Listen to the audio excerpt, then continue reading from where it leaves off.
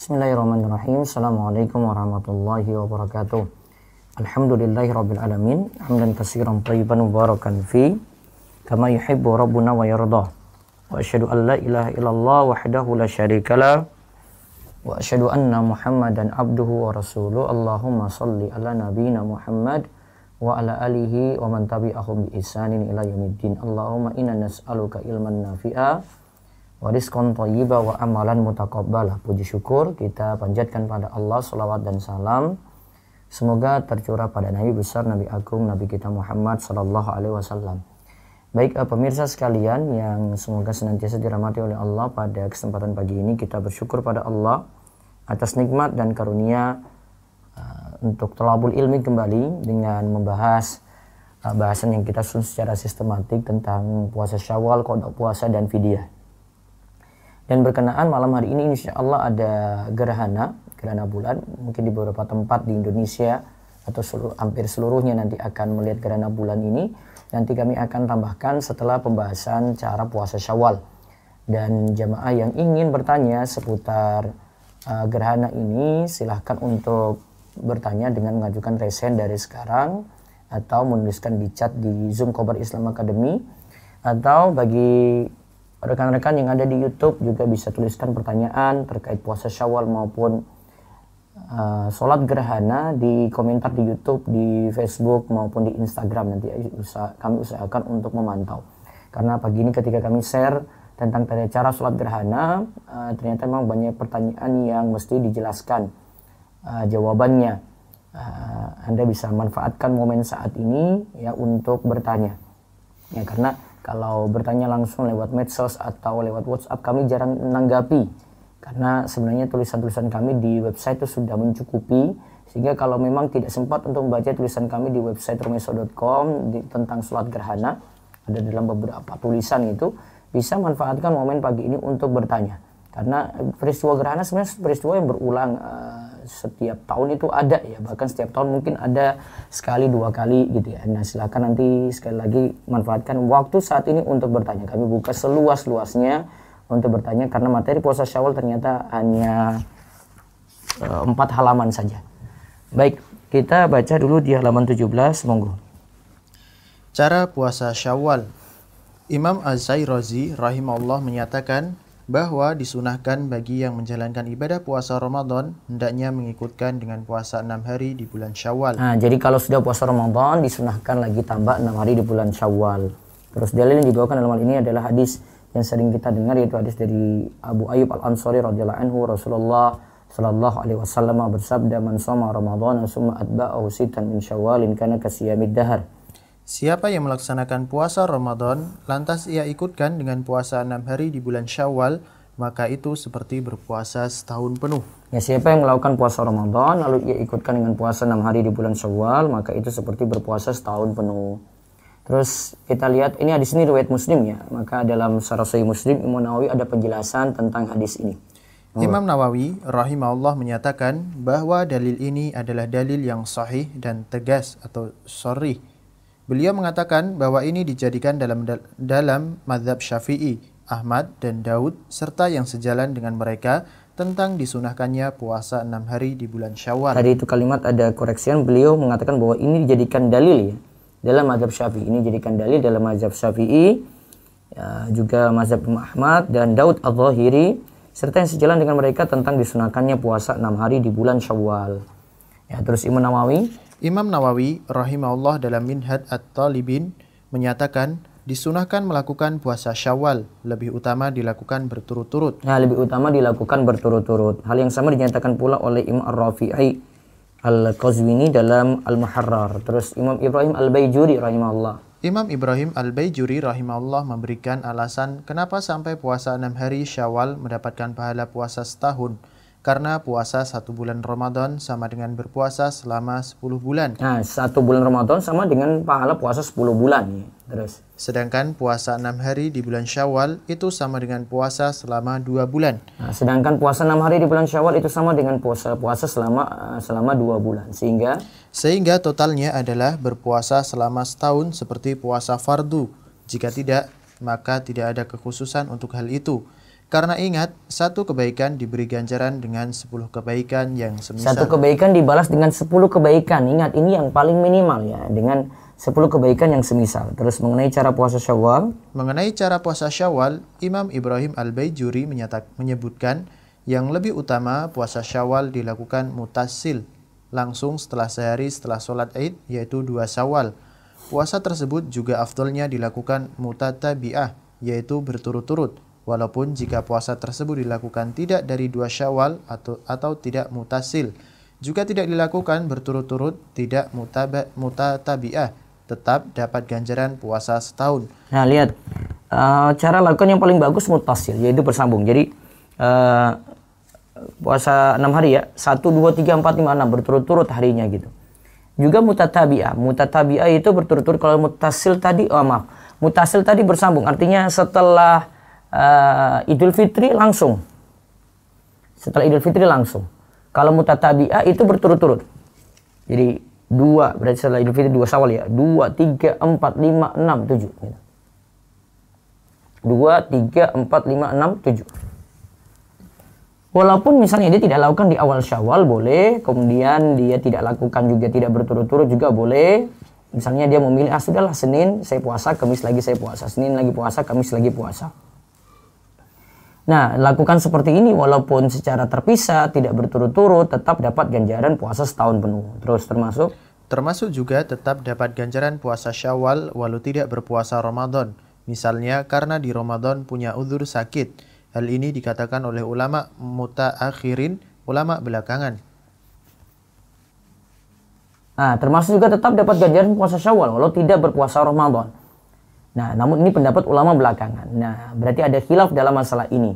Nah, tapi yang kita kuatkan kemarin pokoknya yang lebih bagus karena tekstual hadis, tuntutan hadis, ya kita puasa Ramadan dulu baru diikutkan dengan puasa 6 hari di bulan Syawal. Terus kenapa sampai mengerjakan puasa Syawal dengan segera setelah 1 Syawal lebih utama? Nah, kita lihat lagi Imam Ar-Ramli. Imam Ar-Ramli rahimahullah mengatakan, mengerjakan puasa Syawal berturut-turut sehari setelah Idul Fitri lebih utama dikarenakan 1. Lebih segera dalam melakukan ibadah, dan 2. Supaya tidak bertemu dengan halangan yang membuat sulit untuk berpuasa. Terus Imam Asy-Syirbini. Imam Asy-Syirbini rahimahullah dalam Al-Mughni Al-Muhtaj juga menyatakan hal yang sama. Jadi kenapa kok setelah Idul Fitri langsung gitu ya? Karena lebih segera dalam kebaikan lebih baik. Ini kaidah umum ya, lebih segera dalam kebaikan itu lebih baik. Kemudian yang kedua, supaya tidak bertemu dengan halangan yang membuat sulit untuk berpuasa. Supaya tidak bertemu dengan halangan yang membuat sulit untuk berpuasa. Terus Syekh Muhammad Az-Zuhaili, hafizahullah, pakar Syafi'iyah zaman ini menyatakan, jika seseorang melaksanakan puasa di bulan Syawal dengan niatan qadha puasa, menunaikan nazar puasa atau lainnya, maka ia mendapatkan kesunahan. Namun, ia tidak mendapatkan pahala yang disebutkan dalam hadis puasa setahun penuh. Terkhusus yang luput dari puasa Ramadan dan ia melakukan puasa Syawal, maka ia tidak mendapatkan pahala puasa setahun seperti yang disebut dalam hadis. Ya, jika seorang melaksanakan puasa di bulan Syawal dengan niatan qadha puasa, menunaikan nazar atau puasa lainnya ya, maka dia dapat kesunahan tapi tidak dapat pahala puasa setahun penuh. Terus yang luput dari puasa Ramadan ia melakukan puasa Syawal, maka ia tidak mendapatkan pahala puasa setahun seperti yang disebut dalam hadis. Nah, ingat itu baik-baik. Maka itu kenapa kemarin selalu jawaban kami ketika ada yang tanya sedangkan dia masih punya qadha puasa, tetap qadha dulu.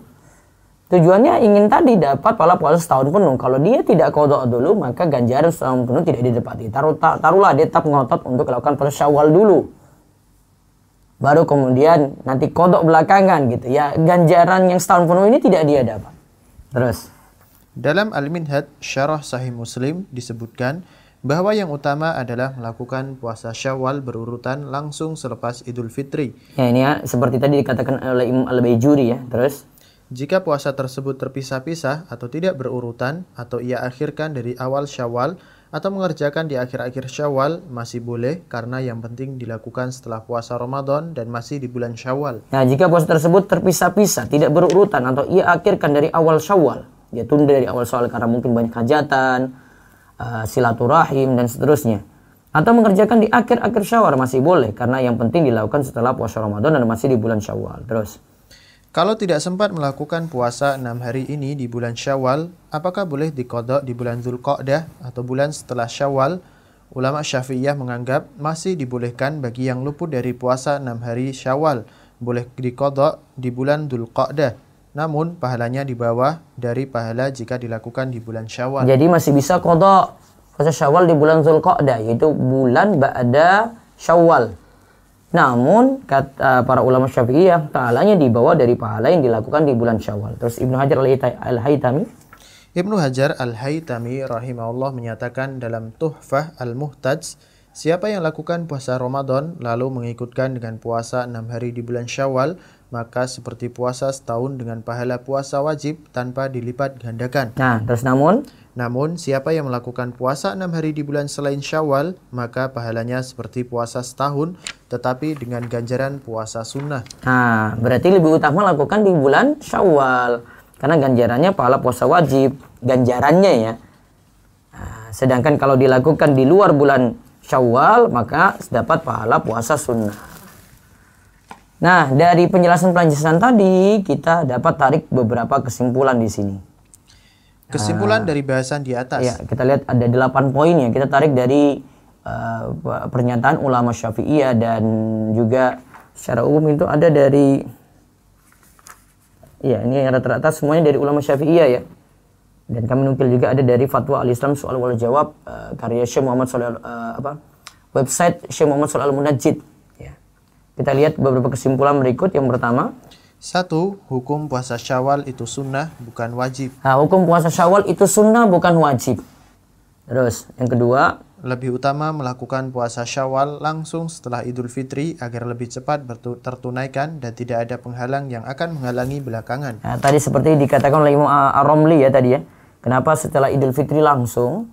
Ya, agar lebih segera dalam melakukan kebaikan dan supaya tidak bertemu dengan halangan yang membuat sulit untuk berpuasa. Terus yang ketiga, lebih utama melakukan puasa Syawal berturut-turut. Tadi mutatabi'ah. Ya, terus yang keempat, puasa Syawal boleh dilakukan secara terpisah atau tidak berturut-turut dan boleh tidak di awal Syawal. Ya, boleh juga secara terpisah. Senin puasa, Rabu puasa lagi, Kamis puasa, nanti lompat lagi hari Sabtu puasa, hari Minggu puasa, gitu, hari Ahad puasa. Ya, boleh seperti itu. Ya, terus. 5. Puasa Ramadan diikutkan dengan puasa 6 hari di bulan Syawal sama dengan puasa setahun penuh. Bahkan tadi kata Ibnu Hajar Al-Haytami, dia kalau lakukan di bulan Syawal, maka pahalanya kalau dia lakukan di bulan Syawal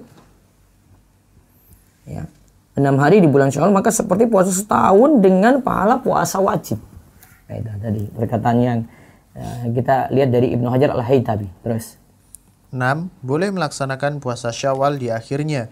Yang penting masih di bulan Syawal. Boleh melaksanakan puasa Syawal di akhirnya, yaitu di akhir Syawal. Yang penting masih di bulan Syawal. Misalnya belum sempat nih ya, atau karena ibu-ibu punya kodok banyak gitu, cuma bisa nanti di akhir Syawal. Yang penting masih di bulan Syawal, tidak masalah. Ya, terus berikutnya lagi. Masih boleh mengganti puasa Syawal di bulan Dzulqa'dah bagi yang punya uzur, namun pahala melakukannya di bulan Syawal lebih besar. Ya, masih boleh mengganti puasa Syawal di bulan Dzulqa'dah bagi yang punya uzur, namun pahala melakukannya di bulan Syawal lebih besar. Terus 8. Terkhusus yang luput dari puasa Ramadan dan ia melakukan puasa Syawal, maka ia tidak mendapatkan pahala puasa setahun seperti yang disebut dalam hadis. Terkhusus yang luput dari puasa Ramadan dan ia melakukan puasa Syawal, maka ia tidak mendapatkan pahala puasa setahun seperti yang disebutkan dalam hadis. Baik, sekarang saya coba bacakan beberapa artikel ya dari rumaiso.com ini tentang tata cara sholat gerhana. Coba nanti jamaah bisa ada kolom search di ini ya di rumaiso.com. Saya ini buka lewat HP. Bisa nanti cari dengan kata kunci sholat gerhana. Itu beberapa artikel saya sampai khutbahnya juga ada. Namun kalau seperti masa pandemi saat ini ya, mau lakukan di rumah sendiri juga karena mungkin daerahnya rawan gitu ya, dipersilakan. Saya baca beberapa artikel dulu ya sebentar. Nah, ini saya baca satu artikel judulnya sholat gerhana seorang diri. Jadi mungkin kita tahu sholat gerhana berjamaah ya. Tapi sholat gerhana masih bisa dilakukan seorang diri. Jadi ada perkataan di sini, Ibnu Hajar itu mengatakan, yang sesuai dengan ajaran Nabi SAW adalah mengerjakan sholat gerhana di masjid.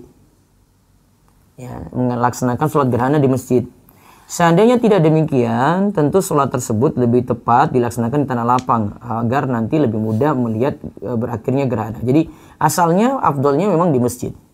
Tapi mengerjakan sholat gerhana di masjid dan secara berjamaah itu bukan syarat. Syekh Muhammad bin Shalih Al-Utsaimin pernah mengatakan berikut ini. Sholat gerhana secara jamaah bukanlah syarat. Jika seorang berada di rumah, dia juga boleh melaksanakan sholat gerhana di rumah.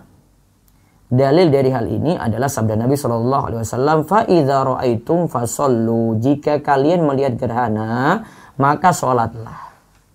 Jadi kalau dia di rumah sendiri, ya, tanpa memakai khutbah setelah sholat gerhana tadi. Dalam hadis ini, ya, kata Syekh Utsaimin di dalam Syarhul Mumti, beliau katakan, jika kalian melihatnya, maka sholatlah kalian di masjid. Nabi tidak katakan seperti itu. Nabi tidak katakan, jika kalian melihatnya, sholatlah kalian di masjid. Tidak. Oleh karena itu, hal ini menunjukkan bahwa sholat gerhana diperintahkan untuk dikerjakan walaupun seseorang melaksanakan sholat tersebut sendirian. Namun, tidak diragukan lagi bahwa menunaikan sholat tersebut secara berjamaah tentu saja lebih afdol. Bahkan lebih utama jika sholat tersebut dilakukan di masjid, karena Nabi SAW mengerjakannya itu di masjid. Dan mengajak para sahabat juga untuk melaksanakannya di masjid. Ingatlah, dengan banyaknya jamaah akan lebih menambah kekhusyuan. Dan banyaknya jamaah juga adalah sebab terijabahnya atau terkabulnya doa. Nah, catatan berikutnya lagi, sholat gerhana ketika melihat gerhana. Dalam hadis kan dikatakan, "Fa'idza ra'aitumuhuma fafza'u ila shalah." Jika kalian melihat gerhana tersebut, matahari atau bulan, ya, gerhana tersebut yaitu gerhana matahari atau bulan, maka bersegeralah untuk melaksanakan sholat. Ya, karena di sini mengandung kata tadi, ya, jika melihat, ya, berarti melihat. Maka waktu pelaksanaan sholat gerhana itu mulai ketika gerhana muncul sampai gerhana tersebut hilang. Maka nanti bapak ibu-ibu bisa perhatikan di daerah masing-masing, ya. Ada yang di Jogja, oh gerhana ini muncul, kan sekarang sudah canggih sekali, sudah bisa diperkirakan. Nanti di Jogja muncul jam berapa, kemudian berakhir jam berapa. Atau kalau misalnya kita tidak tahu seperti ini, nanti lihat, oh gerhana sudah muncul, lah segera. Ya, kalau imam masjid, segera panggil jamaah untuk sholat gerhana. Nah, kalau gerhana sudah selesai, berarti sholatnya harus sudah selesai. Karena dari Al-Mughirah bin Syu'bah, Rasulullah SAW bersabda, "Inna syamsa wal qamara ayatani min ayatillah, la yankasifani li mauti ahadin wala li hayatihi. Fa idza ra'aitumuhuma fad'ullaha wa shallu hatta yanjaliya." Matahari dan bulan adalah dua tanda di antara tanda-tanda kekuasaan Allah.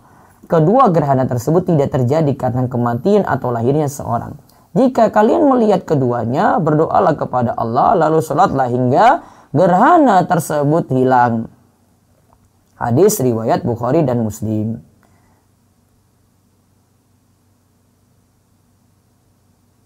Dan bisa jadi pada saat muncul langsung sholat gerhana. Bisa jadi tengah-tengah muncul baru sholat gerhana. Bisa jadi mau akhir-akhir muncul baru akhir-akhir sudah mau hilang baru dia sholat gerhana. Tidak masalah. Yang penting setelah gerhana itu hilang berarti sholat itu sudah selesai.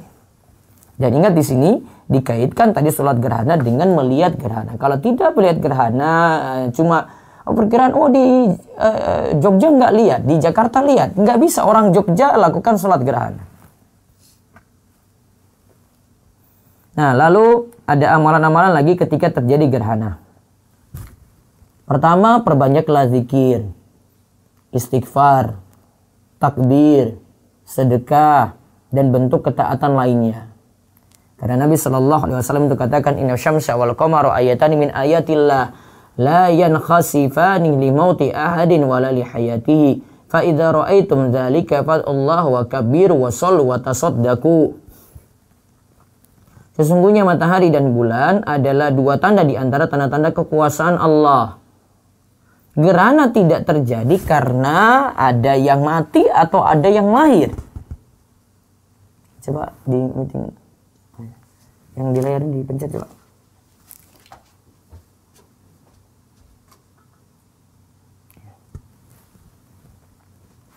Ya. Gerhana ini tidak terjadi karena kematian seseorang atau kelahiran seseorang. Ya, jika melihat hal tersebut maka berdoalah kepada Allah. Ya, melihat gerhana tadi maka berdoalah kepada Allah, bertakbirlah, kerjakanlah sholat dan bersedekahlah. Kemudian yang kedua, yang amalan lagi yang dilakukan ketika terjadi gerhana adalah keluar mengerjakan sholat gerhana secara berjamaah di masjid. Ya, kalau bisa berjamaah di masjid. Kalau keadaan misalnya dia sendiri ya, atau tidak bisa ke masjid, maka bisa lakukan sendirian di rumah. Seperti tadi yang saya jelaskan. Terus yang ketiga, wanita juga boleh sholat gerhana bersama kaum pria. Dari Asma binti Abi Bakar, beliau berkata, saya mendatangi Aisyah radhiyallahu anha, istri Nabi SAW ketika terjadi gerhana matahari. Saat itu manusia tengah menegakkan sholat. Ketika Aisyah turut berdiri untuk melakukan sholat, saya bertanya, kenapa orang-orang ini? Aisyah mengisyaratkan tangannya ke langit seraya berkata, Subhanallah, Maha Suci Allah. Saya bertanya, tanda gerhana? Aisyah lalu memberikan isyarat untuk mengatakan iya. Dan Imam Bukhari itu memberikan judul bab sholatin nisa ma'arijal fil kusuf, sholat wanita bersama kaum pria ketika terjadi gerhana matahari. Jadi wanita juga boleh ikut sholat berjamaah untuk sholat gerhana. Kemudian yang keempat, amalan lagi adalah menyeru jamaah dengan panggilan as-sholatul jami'ah. Dan tidak ada panggilan untuk jamaah dengan azan dan iqamah. Cuma panggil dengan apa? As-sholatul jami'ah. Dari Aisyah, ia katakan, Aisyah radhiyallahu anha menuturkan bahwa pada zaman Nabi SAW pernah terjadi gerhana matahari. Beliau lalu mengutus seseorang untuk memanggil jamaah. Nabi mengutus seorang untuk memanggil jamaah. As-sholatul jami'ah. Mari kita sholat berjamaah. Orang-orang lantas berkumpul. Lalu Nabi maju dan bertakbir. Beliau melakukan 4 kali takbir. Beliau melakukan 4 kali ruku dan 4 kali sujud dalam 2 rakaat. Nanti akan kita dijelaskan dalam tata cara sholatnya. Terus amalannya lagi adalah berkhutbah setelah sholat gerhana. Berkhutbah. Dan ada isi khutbah khusus untuk sholat gerhana ini ada. Nanti jamaah bisa melihat di rumeso.com. Saya ada terjemahan khutbah sholat gerhana dari Syekh Soleh bin Fauzan bin Abdillah Al-Fauzan. Itu bisa, naskah itu bisa dipakai. Waktu pernah terjadi gerhana di Saudi Arabia, waktu saya di Riyadh, terus terjadi gerhana, Syekh langsung hentikan kajian, ya, langsung kita lakukan sholat gerhana dengan rakaat yang lama, panjang. Terus habis itu beliau menyampaikan khutbah itu saya terjemahkan. Nah sekarang bisa perhatikan tata cara sholat gerhananya. Ingat, sholat gerhananya 2 rakaat. 2 rakaat. Namun dalam 1 rakaat nanti ada 2 ruku, ada 2 sujud. Kalau kita biasanya kan ada 1 ruku, ada 2 sujud ya. Namun kalau ini 1 rakaat itu ada 2 ruku, ada 2 sujud. Bahkan ada 1 rakaat itu ada 2 kali baca Al-Fatihah dan surat, kemudian ada 2 kali ruku dan ada 2 kali sujud. Nah, pertama ini kita berniat di dalam hati dan tidak dilafazkan. Ya, berniat di dalam hati dan tidak dilafazkan.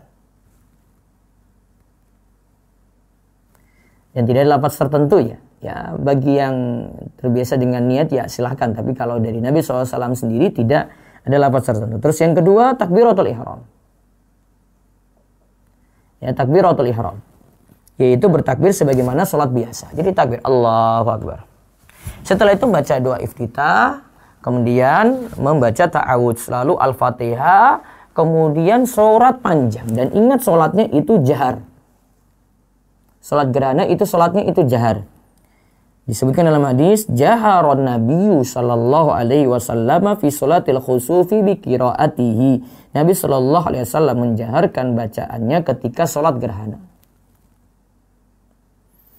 Lalu sudah baca surat panjang, kemudian ruku. Allahu Akbar, ruku sambil memanjangkan rukuknya lagi, hampir sama dengan Ya hampir sama atau hampir separuh lah dari bacaan saat berdiri tadi. Kemudian yang kelima, bangkit dari ruku', i'tidal, ucapkan sami Allahu liman hamidah, Rabbana walakal hamdu. Lalu setelah itu tidak sujud langsung, namun lanjut lagi Al-Fatihah. Maka setelah ruku', i'tidal, sami Allahu liman hamidah, Rabbana walakal hamdu, terus lanjut lagi surat Al-Fatihah dan baca surat panjang. Namun berdiri yang kedua ini lebih singkat dari yang pertama.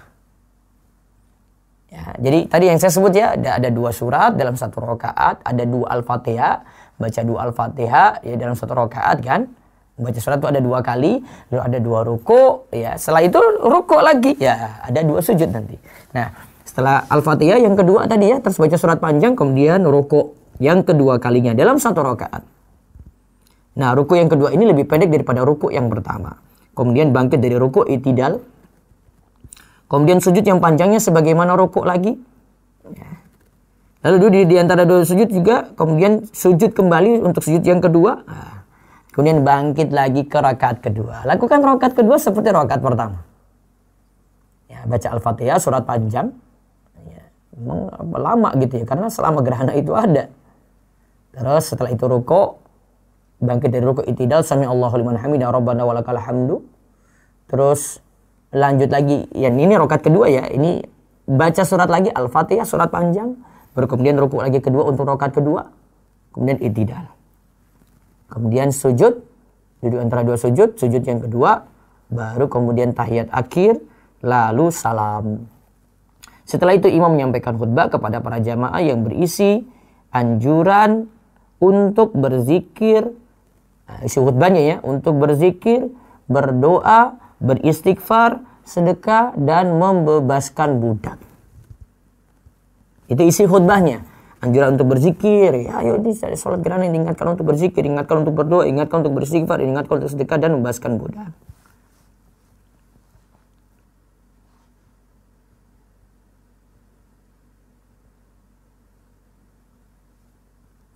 Nah, kalau khutbah sholat gerhana tadi lebih bagus dengan 2 kali khutbah sebagaimana khutbah Jumat.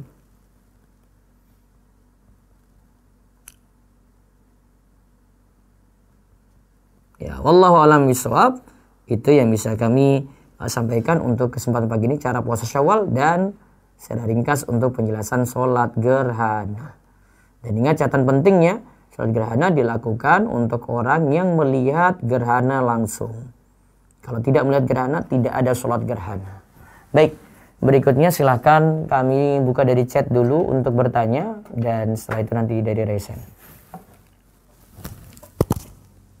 Nah, Ustadz, Anda bacakan via chat terlebih dahulu. Bismillah, Ustadz. Izin bertanya, saya memiliki hutang puasa 11 hari. Saya sudah membayar 6 hari karena takut keburu haid. Kemudian saya puasa Syawal 6 hari. Dan insya Allah hari ini saya mengkodok sisa hutang puasa. Apakah jika saya sudah selesai mengkodok puasa baru dituliskan pahala puasa tidak tepat saja gitu saya nilai ya. Jadi kodok dulu baru puasa Syawal. Ingat kalimatnya dalam hadis itu, ini kita pakai hadis saja ini ya. Summa atba'ahu, puasa Ramadan, summa atba'ahu sitan min Syawal. Puasa Ramadan ikutkan dengan puasa 6 hari di bulan Syawal. Ikutkan itu nggak bisa puasa Syawal dulu baru kodok, nggak bisa di situ. Kalau mau dapat pahala puasa setahun penuh. Lain kali tidak mengulang seperti ini lagi. Lebih enak mengikuti tekstual hadis dan juga pendapat dari ulama, bahkan ulama Syafi'i yang saya sampaikan yang notabene ini adalah ulama yang jadi rujukan di negeri kita. Ya, jadi koreksian nanti diperbaiki untuk Ramadan berikut. Berikutnya lagi dari chat dulu. Izin bertanya Ustadz, duduk dan ikut dalam majelis ilmu yang di dalamnya bersalawat kepada Syekh Qadir Jailani, apakah tidak mengapa jika kita ambil ilmu yang baiknya dari majelis tersebut?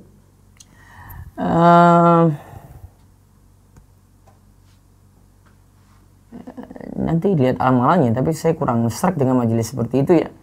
Jadi kalau dihindari lebih baik. Baik, beralih ke Raisen aja Bu. Ini kayaknya banyak pertanyaan dari Raisen, silakan.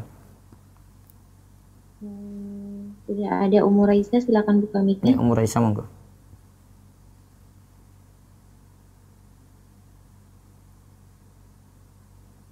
Assalamualaikum warahmatullahi wabarakatuh, Ustaz. Waalaikumsalam warahmatullahi wabarakatuh.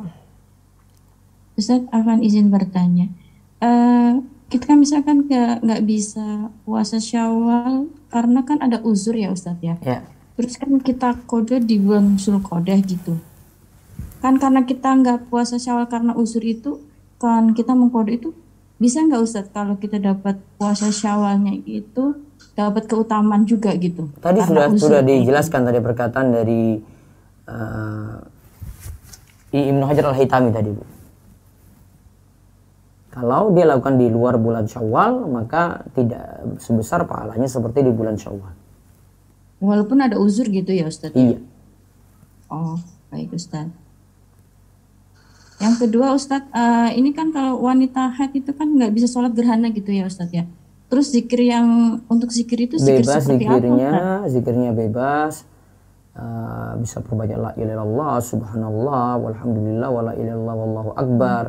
Atau zikir yang lainnya, berdoa, bersedekah, bertakbir. Tadi ada banyak anjuran di situ. Nah, baik Ustadz. Jazakallah khairan Ustadz. Assalamualaikum. Waalaikumsalam warahmatullahi wabarakatuh. Selanjutnya ada Ohti Meiti.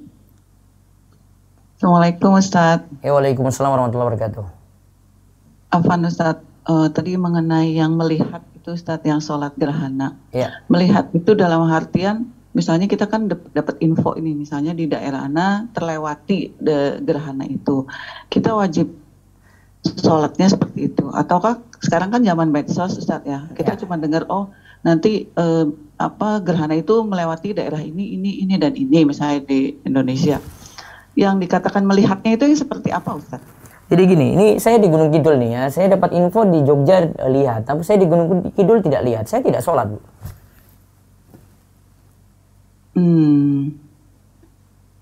Kalau misalnya seperti Karena bisa jadi tertutup awan di daerah Ibu, yang lain tidak tertutup awan. Melihatnya itu secara nyata mata gitu Ustaz? Iya, cuma kan orang pada tahu nanti kan, wih gerhana, sholat. Oh. Kalau orang-orang nggak lihat, ih gerhana nggak ada, masa sholat kan aneh, nggak ada gerhana kok. Kalau misalnya belum terlihat secara fisik itu, tapi di masjid kami misalnya di komplek itu ada, pelaksanaannya gimana Ustaz? Apakah kita Ya, wajib ini kritikan dan masukan untuk pengurus masjid. Tolong bisa lebih ilmiah gitu kalau mau melaksanakan sholat gitu ya. Masukan untuk mereka. Ustaz, Mereka tidak benar, Bu, kalau kayak begitu. Saya bisa berani salahkan itu. Nggak ada gerhana sholat. Apa maksudnya? Paham ya? Nah Ustaz, sama aja misalnya tidak terjadi suatu kekeringan di suatu daerah, tapi kita sholat minta hujan gitu. Minta hujan nih, untuk apa gitu? Oh, hakikatnya seperti itu contohnya Ustaz ya. Satu lagi apa Ustaz boleh? Ya. Mengenai yang puasa Syawal, kebanyakan kan di masyarakat tuh masih banyaknya gini Ustaz. Kalau kalau anak salah gini, kalau Syawal itu kan hanya satu bulan itu ya Ustaz ya.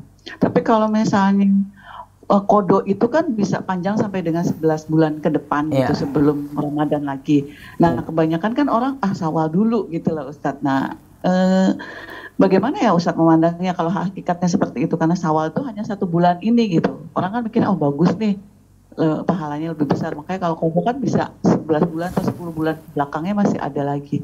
Bagaimana Ustaz? Tanggapannya mudah, Bu. Tekstual hadis yang jadi jawaban.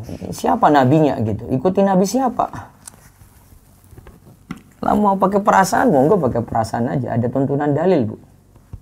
Dalil sudah menjawab. Gitu Bu Meti. Nah, Ustaz.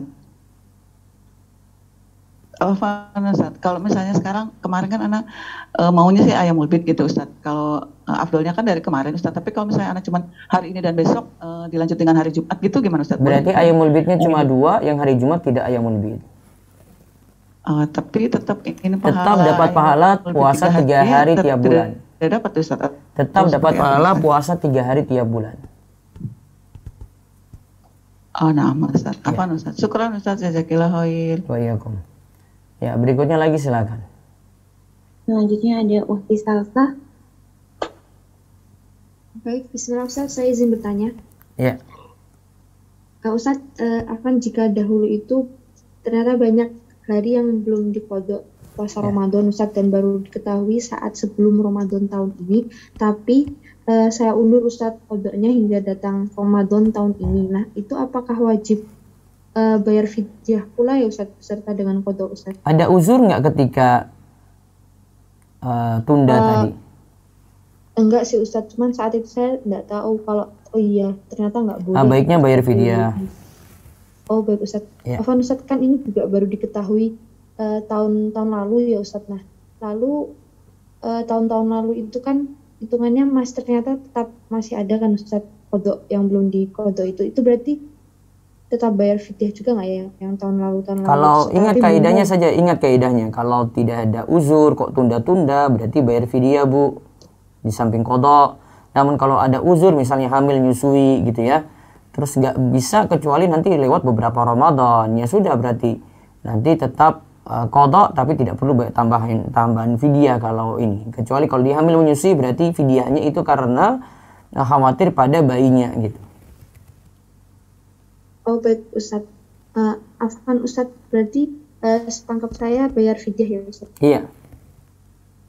Baik Ustaz. Lalu Ustaz, saya izin bertanya Ustaz tentang zakat emas. Zakat boleh Ustaz? Iya, silakan. Silakan. Tes. Oh baik Ustaz. Ini Ustaz, jika ada seorang itu terlambat bayar zakat emas di luar haulnya Ustaz, nah maka patokan mengkonversikan harga emas itu pakai harga saat haul dia atau harga emas terbaru Ustaz? Pakai saat haul. Pakai saat haul Ketika dia mau keluarkan. Ini kenapa mau hitung harga emas itu tadi? Itu Ustaz, karena kan mau dikonversikan untuk bayarnya. Nah, berarti saat mau keluarkan. Oh, berarti saat haul seharusnya ya Ustaz, bukan saat Bukan. dia terlambat. Sekarang keluarkan sekarang ini ya, berarti pergi harga sekarang dong. Kan ibaratnya yang dibayarkan itu kan saat ini. Kalau haulnya sudah lewat, tapi kan bayarnya sekarang kan. Ibaratnya itu ibu punya emas, saya mau jual emas ini loh. Jualnya kapan? Oh iya Ustaz, berarti kalau misal harga Kan jualnya nggak kemarin, ibu mau ingatnya sekarang itu kok. lebih tinggi dibanding harga terbaru. Ya itu resiko lebih tinggi. Kalau lebih rendah beda lagi gitu. Resiko lebih tinggi lebih rendah masalah lain. Yang jelas ibu pakai harga saat ini. Masalah dia lebih tinggi lebih rendah itu urusan lain karena ibu keluarkan saat ini. Baik Ustaz. Iya. Syukran Ustaz, jazakumullah khairan. Baik, saya tahan dulu yang di chat Zoom. Ini ada dari YouTube. Ada beberapa tentang sholat gerhana ya. Bagaimana jika di rumah perempuan semua? Apa imamnya perempuan boleh? Boleh, tetapi cukup di tengah-tengah soft saja. Untuk imamnya ya. Apa ada khutbahnya? Mungkin tidak khutbah aja ya. Wallahu alam ini. Dan coba saya rujuk lagi ke pendapat ulama Syafi'iyah di sini. Tapi kalau tidak pakai khutbah tidak apa-apa. Jika sholat sendiri di rumah, surat panjang yang dibaca, surat apa? Kalau nggak boleh kah sambil memegang mushaf? Boleh sambil memegang mushaf, tidak masalah. Bagaimana jika masbuk pada sholat gerhana? Nah, sebut ketika sholat gerhana. Tadi kan satu rakaat ada 2 kali baca, 2 kali ruku ya. Maka yang baca yang kedua dengan ruku yang kedua itu sunnah. Sehingga kalau dia cuma dapati 1 kali saja, berarti sudah sah di situ. Dia tidak perlu qadha yang ini gitu. Kan masalahnya cuma itu aja nanti ya. Namun kalau dia masbuknya masih dapat imam baca surat karena baca suratnya panjang, ya berarti tinggal ikuti sampai selesai.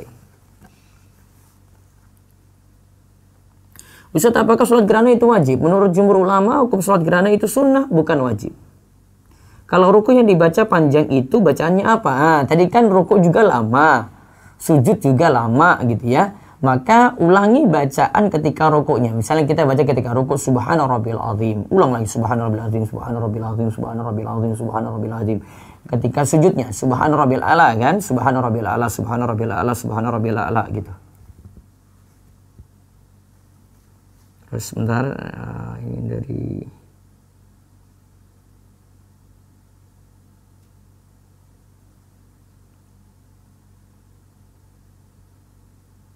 dari Facebook. Nah, ini.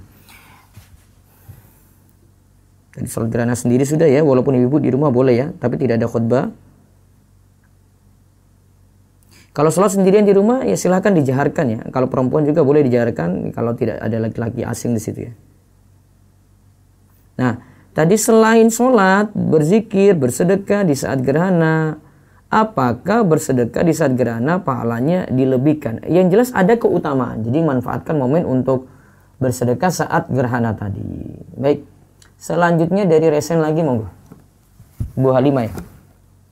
Silakan, ada Ukti Halimah. Ya, Assalamualaikum Ustaz. Waalaikumsalam warahmatullahi wabarakatuh. Izin bertanya Ustaz. Ya. Ketika sholat zuhur Ustaz, saya lupa tasawuf awal. Ya. Waktu itu saya sudah berdiri sempurna Ustaz. Ya. Ingat gitu. Oh ya, belum tasawuf awal. Apakah saya duduk atau dilanjutkan Ustaz? Baik, lanjut Bu. Karna tasyahud awal itu kalau dalam mazhab Syafi'i sunnah abad. Maksud sunnah, tidak sampai rukun. Maka ketika ditinggalkan, lanjut. Karena ibu sudah berdiri sempurna. Ibu sudah masuk rukun, sudah masuk wajib. Tidak boleh meninggalkan wajib untuk mengejar sunnah. Gitu ya. Tapi itu baru tasawuf lagi. Jadi Nanti 3 rakaat, tidak. 3 rakaat. Ini sholat zuhur kan? Maka nanti lanjut sampai tahiyat akhir. Kemudian sebelum salam ibu lakukan sujud sahwi 2 kali turun sujud. Oh, nggak perlu tasawuf awal lagi Ustaz? Enggak, tadi kan kaidahnya kan ibu sudah berdiri toh. Maka tidak boleh kembali mengerjakan sholat, mengerjakan sunnah. Ibu balik batal loh Bu. Waktu itu saya kembali. Ya, nanti yang berikutnya, koreksian berikutnya. Nggak usah yang bahas-bahas dulu. Koreksian berikutnya. Oh iya Ustaz. Karena baru tahu kan ya. Ya. Satu lagi Ustaz. Ya. Setelah salam baru ingat gitu Ustaz. Oh iya baru 3 rakaat gitu Ustaz. Jadi Berarti itu tambah gimana? sholat zuhur ya. Lagi. Tambah 1 rakaat, terus nanti sujud sahwi. Tambah satu rakaat lagi Ustaz. Ya. Oh iya baik Ustaz. Satu lagi Ustaz. Ya. Setelah salam sholat sunnah Ustaz itu Astagfirullahaladzim itu perlu Ustaz. Setelah sholat apa ini? Sholat sunnah. Sebenarnya tidak ada ketetapan zikir tertentu kalau setelah sholat sunnah ya Bu. Yang kita biasanya amalkan astagfirullah, antas salam, wa minkas salam, tabarakta ya zal jalali wal ikram. Itu secara tegas hadis-hadis untuk sholat wajib gitu. Walaupun mungkin sebagian ulama anjurkan juga tetap sama seperti sholat wajib gitu. Tapi kalau saya lebih serak memilih yang kalau ada sholat tertentu nanti ada zikir tertentu. Misalnya sholat duha bukan astagfirullah tapi dia nanti baca Allahumma firli wa tub alayya innaka antat tawwabur rahim gitu. Nanti setelah sholat witir nanti subhanal malikil quddus, subhanal malikil quddus, subhanal malikil quddus, rabbil malaikati warruh gitu. Tapi boleh Ustaz ya? Ya boleh, silahkan. Oh iya, terima kasih Ustaz. Jazakallahu khair. Assalamualaikum Ustaz. Waalaikumsalam warahmatullahi wabarakatuh. Ya silakan lagi berikutnya. Ukti Herdianti. Assalamualaikum Pak Ustadz. Ya waalaikumsalam warahmatullahi wabarakatuh. Silakan. Afwan izin bertanya di luar tema Pak Ustadz. Silakan. Bagaimana untuk meyakinkan keluarga Ana yang belum mengenal sunnah? Terkadang kalau kita sampaikan sesuatu yang misalkan bid'ah atau tidak boleh, mereka bilang apa-apa bid'ah. Jangan mencela dengan sesama muslim, jadi orang jangan terlalu kaku dalam beragama, ortodoks dan lain sebagainya. Itu bagaimana cara meyakinkannya Pak Ustadz? Sampaikan semampu kita Bu. Tidak mau terima, biarkan saja. Ibu nggak usah paksa. Iya, waktu kemarin kan sempat saya kan tidak mau masuk karena itu di dalam mau masuk pun musik terlalu keras banget. Jadi saya juga enggan untuk masuk gitu. Nah itu maka mereka komplain kenapa cuma karena gara-gara ada musik kenapa nggak mau masuk gitu. Acara apa ini Bu? Ini maksudnya silaturahmi ke keluarga, tapi di keluarga itu di dalamnya tuh musiknya ya lumayan keras gitu. Ya, nanti timbang maslahat mudorotnya Bu. Maslahat mudorotnya mana? Kalau ibu masuk kurangi mudarat mereka tidak komen seperti itu lebih bagus, ya ibu ambil itu. Kan kalau musik kita ke mall saja ada musik gitu ya, kita kan kadang cuek gitu ya, saya nggak perhatikan itu kok, saya mau masuk aja gitu loh. Gitu Karena ya. sulit dihindari bu. Kalau ibu terlalu kaku seperti itu, nanti efek besarnya pada keluarga bu. Selanjutnya nanti kalau ibu ngomong apa-apa mereka tidak mau terima, dampaknya luar biasa itu. Jadi nggak banyak ngatur strategi. Kita tidak bisa dapat 100% sempurna semua bu. Iya. Gitu. Nah Pak Ustadz. Iya. Syukran Ustadz, jazakallahu khairan. Oh iya, ya berikutnya lagi silakan. Selanjutnya.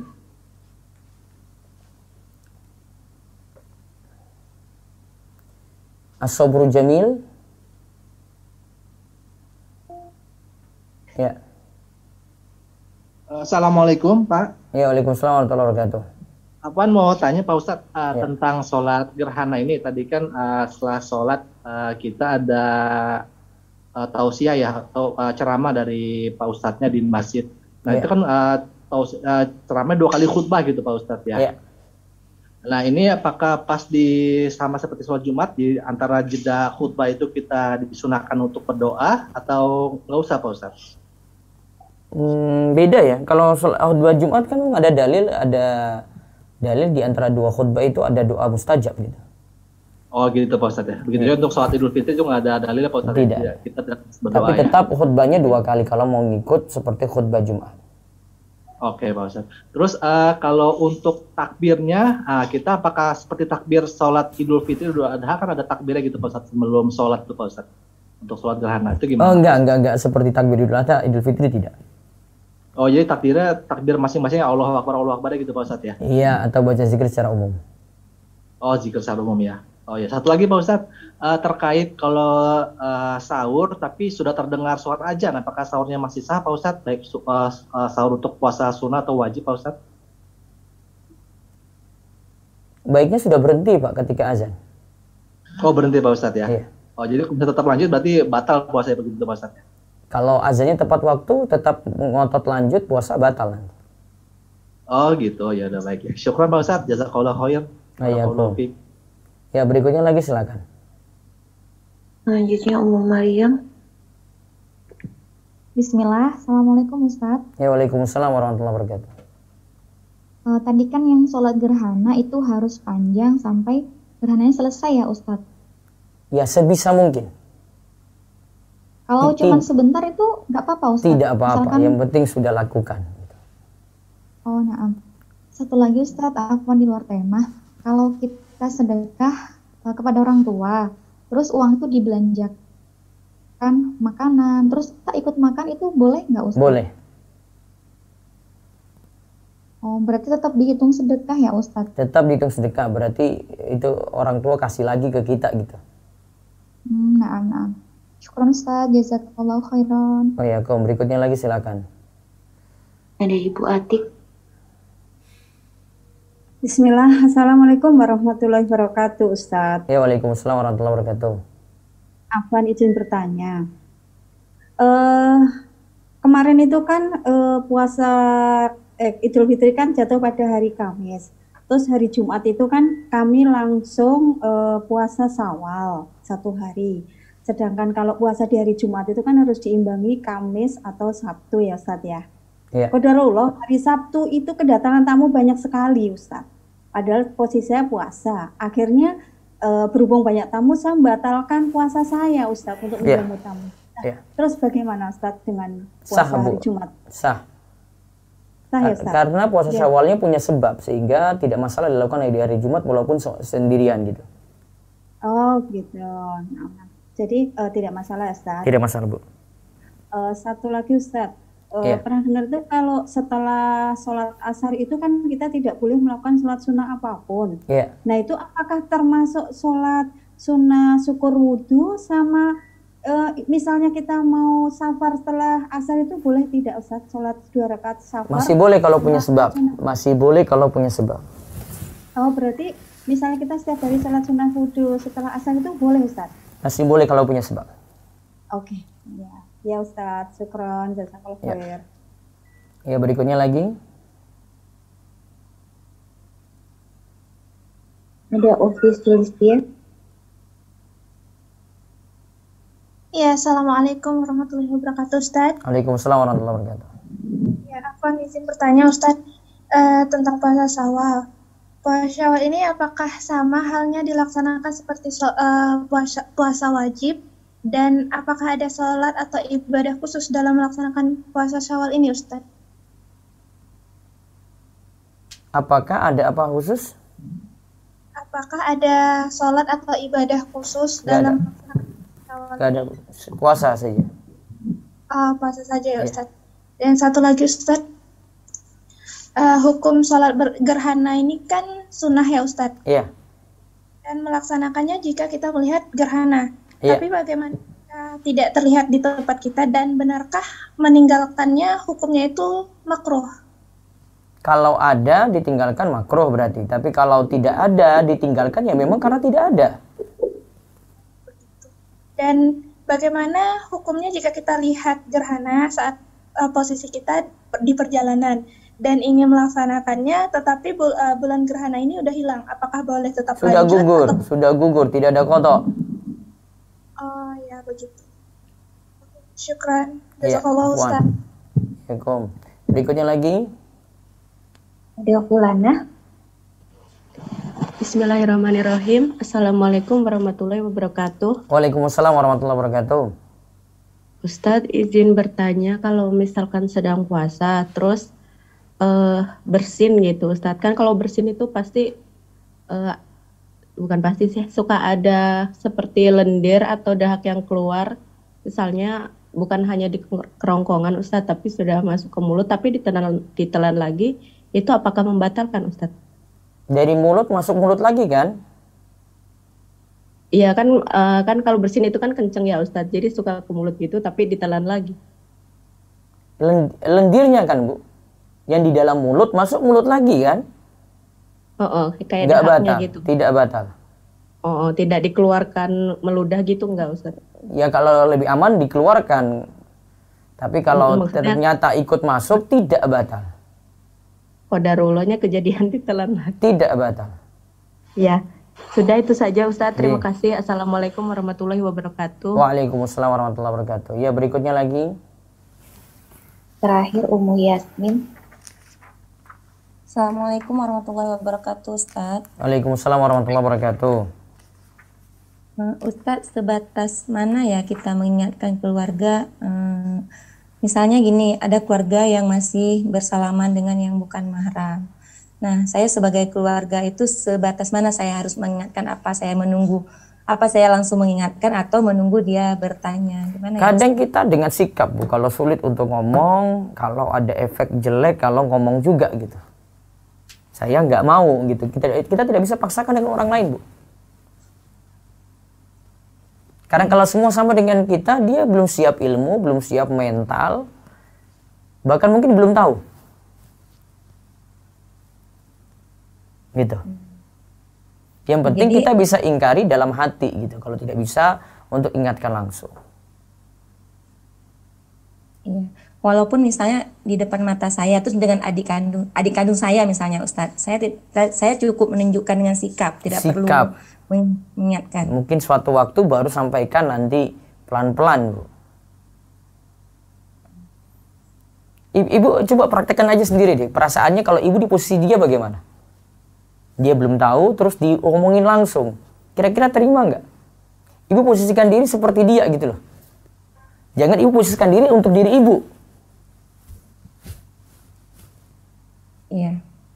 Kalau ibu posisinya jadi dia, kok kayak gini sih, dibilang kayak begini sih, berarti tidak terima. Nah, maka ibu juga harus sikapnya seperti itu dulu. Tahan dulu, ini kayaknya dia tidak terima nih. Tapi sewaktu-waktu saya perlu mengingatkan kah, Ustadz, atau cukup saya sikap terus Kayaknya selamanya? kalau keluarga memang kurang tertarik pada agama dan memang tidak tertarik untuk ngaji, sikap lebih bagus.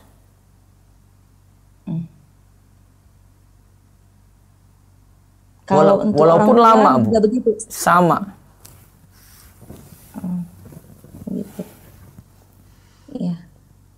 Baik Ustadz, jazakallah khair. Waalaikumsalam. Baik, kami cukupkan. Insyaallah besok pagi kita bahas tentang cara qada puasa dan masalah-masalah qada juga nanti kita akan bahas lagi di hari-hari berikutnya. Ya demikian, mudah-mudahan jadi ilmu manfaat. Bagi yang belum punya buku ini silakan nanti pesan di Roevi Store atau di resell dan agen kami atau juga bisa di marketplace Fikih Bulan Syawal. Tidak hanya untuk ilmu saat ini tapi untuk ilmu untuk tahun-tahun berikutnya juga. Mudah-mudahan bermanfaat. Kita tutup dengan doa kepada majelis. Subhanakallahumma bihamdika asyhadu an la ilaha illa anta astaghfiruka wa atubu ilaik. Assalamualaikum warahmatullahi wabarakatuh.